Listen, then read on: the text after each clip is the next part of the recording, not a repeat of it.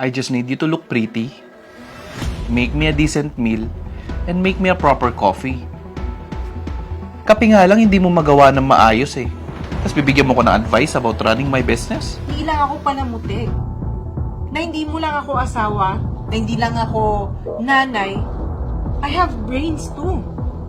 And it's working.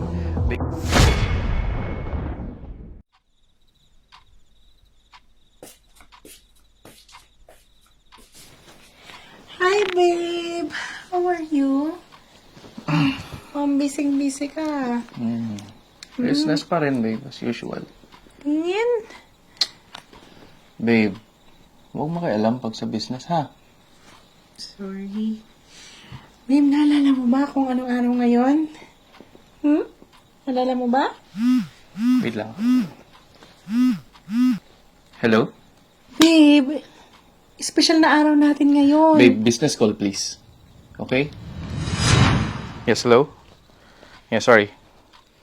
Happy anniversary, babe. Yeah. It's just my wife.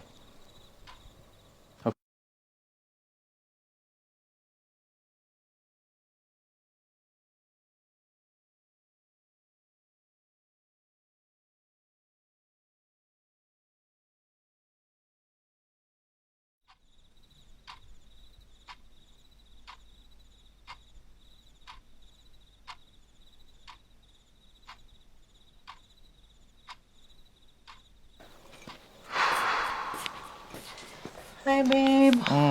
Another late night? Yes, may problema sa trabaho. Ito, coffee. Thank you, babe. Alam mo, babe, dito, mataas naman ang sales nyo. Baka masyado lang ang mataas ang cost. Kaya ganon, hindi nagbabalanse. Pangit na lasa? Ano yun? Sabi ko mataas naman yung sales nyo, pero baka kaya hindi siya nagiging okay kasi yung expense nyo ba masyado ring mataas. Ano bang alam mo sa business, babe? Kaya nga makikialam. Eh, babe, nag-aral naman ako ng business. Hindi nga lang nakatapos. Kaya may konting alam ako. Yun nga eh. Konti lang alam mo sa business. Huwag ka na lang makialam. Konti lang eh. Siguro naman may rason bakit mas maraming lalaki sa business world, di ba? Okay, babe. I'm sorry.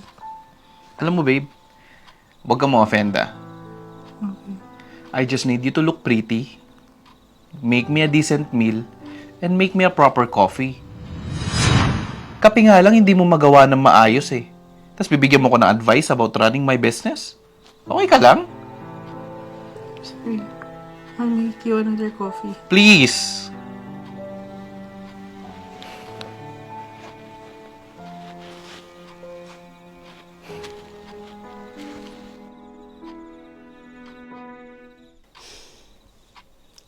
Grabe. Ganun lang pala ang tingin niya sa mga babae. Hindi totoo yun. Kung anong kaya nila, kaya din namin. Ano kaya magandang basahin dito? Uy. Maganda to ah. Add to cart.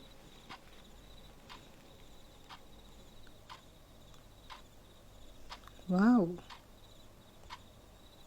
Grabe. Dami pala matututunan dito.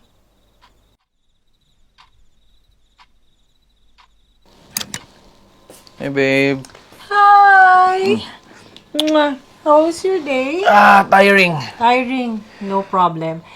Manang, i-ready mo na yung pagkain natin ha? Yung veg and yung fish. Pagod Ha? si sir mo. Bakit? Bakit fish? Friday ngayon na. Di ba ikaw magluluto dapat? Oh my God, nakalimutan ko. Manang, ipahabol mo yung meat, okay? Sorry, babe, kasi, alam mo, nahook kasi ako dito sa librong binabasa ko. Ano ba yan? Ayun, ito, ang dami kong natututunan. We can also apply it in our business. And what's even great, yung author nito, may school dito sa Dubai. Okay. And meron silang course, which is business. Naisip ko, pwede akong mag-enroll. Diba? Mag-aaral ka na naman? What's wrong? Ayaw mo ba dito sa bahay na lang? Andyan, ang dami mong gagawin. I mean, pwede mong ayusin yung bahay. Tingnan yung mga bata. Alagaan ako. What's wrong with it? Masaya naman ako. Naalagaan kita, alagaan ko yung mga bata, tingnan yung bahay. Pero I feel that I can do so much more. And feeling ko, yun yung mag-aral ulit. Business? Why business? Di ba? Dati naman, business yung course na kinukuha ko, natigil lang kasi nabuntis ako. Babe, ayaw mo ba nun? Every time na magpapa-event na lang tayo sa company natin, nandun ka na lang, just looking pretty. Di ba yun naman yung mostly na ano ng role ng mga babae, just looking pretty. Just be my accessory. Di ba? I can run the business. I can make money. Diyan ka na lang sa tabi ko. Seriously? Yan lang ang tingin mo sa akin? An accessory? Magandang wife? That's it? Palamuti? Paano ka magra-run ng business kung ganyan? Hindi mo nga kaya i-keep in touch yung emotions mo. Tignan mo, galit ka na agad, galit ka na naman. Hindi ako galit. I just wanna prove a point. Na hindi lang ako palamuti. Na hindi mo lang ako asawa. Na hindi lang ako nanay. I have brains too. And it's working. Babe, ang daming expenses sa business natin ngayon. Oo, nakikita ko mataas yung sales, pero ang lakas din ng expenses. Hindi ko alam kung bakit, kailangan pa namin i-check. Pero ang dami-dami naming expenses ngayon. Ang dami-daming expenses ngayon. Please, huwag ka na munang dumagdag, Bakit? ha? Sino ba nagsabi na hingi ako sa'yo ng pera pang enroll? Sino ba nagsabi na hihingi ako sa'yo para lang makapag-aral ulit? Meron akong sariling savings. And itong savings na to, hindi ko naman to ibabaliwala. Hindi ko naman to gagastusin sa mall, sa damit, or kung ano man. I'm investing on myself. I'm betting on myself. Fine. I don't wanna argue. Gawin mo yung gusto mo, pero huwag kang makikialam sa business ko. You understand me? Pwede ba let's just eat? Gusto mo kumain? Kumain ka mag-isa mo.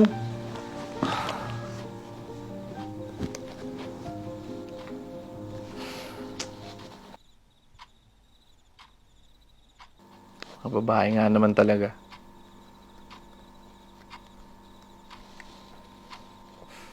Hello, boy. Hello, boy. Asan ka? Sa bahay. Boy, kita tayo sa clubhouse. Gawin na naman kayo ni Mrs. Oo, ang kulit ni Joanne eh. Ako, ganyan nga mga babae. Ganyan din yung misis ko eh. Ay, nako. Hindi ko kasi maintindihan. Boy, laging gustong makialam sa business. Totoo yan. Kala mo, ang dami nilang alam. Boy, di ba? Alam mo, mga babae kasi hindi naman dapat sa business yan eh. Totoo. Nakakapikon. Di ba nila maintindihan? Pag ang babae nag-business, hirap na hirap sila. Bakit? Kasi hindi sila makapag-desisyon ng mabilis. Oh. Pangalawa, they're too emotional. Kaya nga. They're not fit in being in business. Dude, di ba? Ang pinaka-role lang naman ng babae is maging accessory nating mga lalaki. They just need to look good para sa atin. Oh. That's it. Kalma ka lang. Liga na. Pumunta ka Sige na na. dito. Makita tayo dyan. Oh, sige. Okay. Bye. Bye-bye.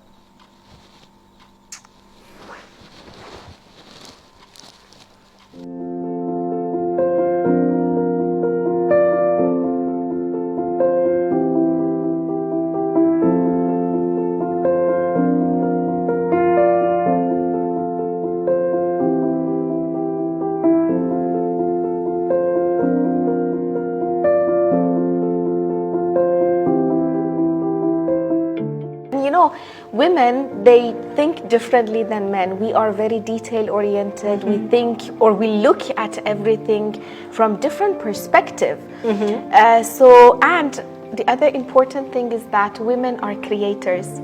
So I think this would be a good decision for you and even for your husband to support you to do this. I'm so excited. Yes.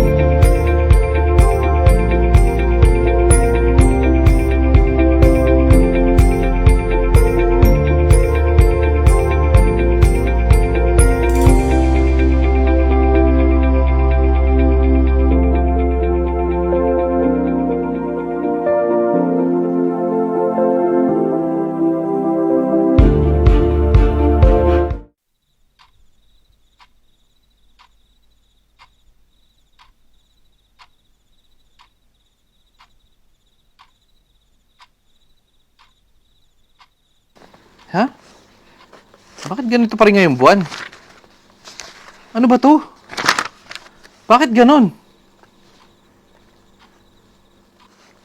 Hello? Yes, boss. Hello, JL. Bakit ganito to? Ikalawang taon na nating problema to ah.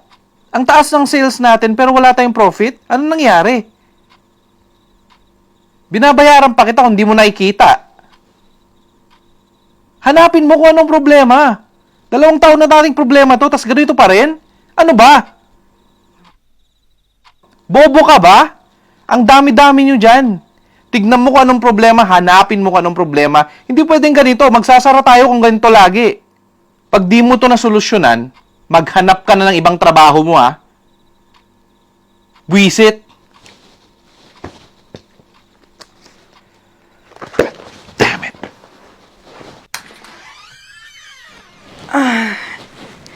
What a day today.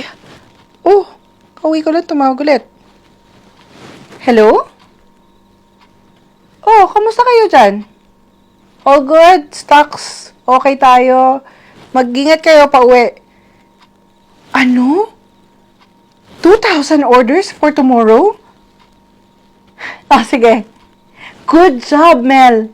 Okay, no problem. First thing in the morning, nandyan ako. Tutulong ako. Mag-ingat kayo pa uwi, ha? Okay. Bye.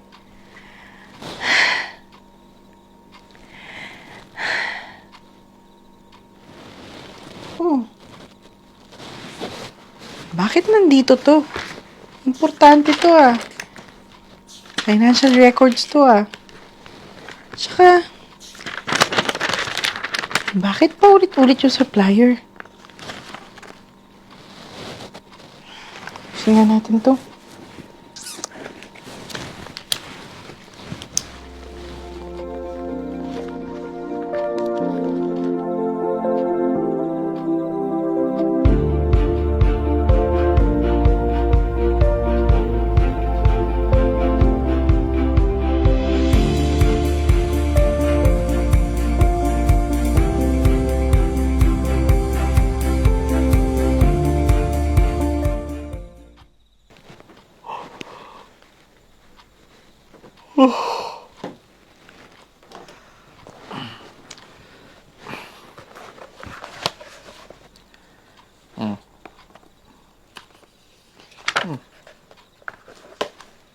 Ano mga pula?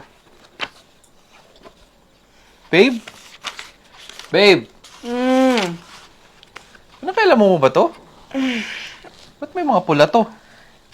Well, to answer your question, yes. Bakit? Pinakinaman ko nga siya. And nakita ko, the reason kung bakit mataas ang sale nyo, pero mataas din ang expense nyo. Dahil nakikita mo dito, ilang beses kayong bumibili ng materyales. Akala nyo mura, pero yung mura na yan, mabilis masira.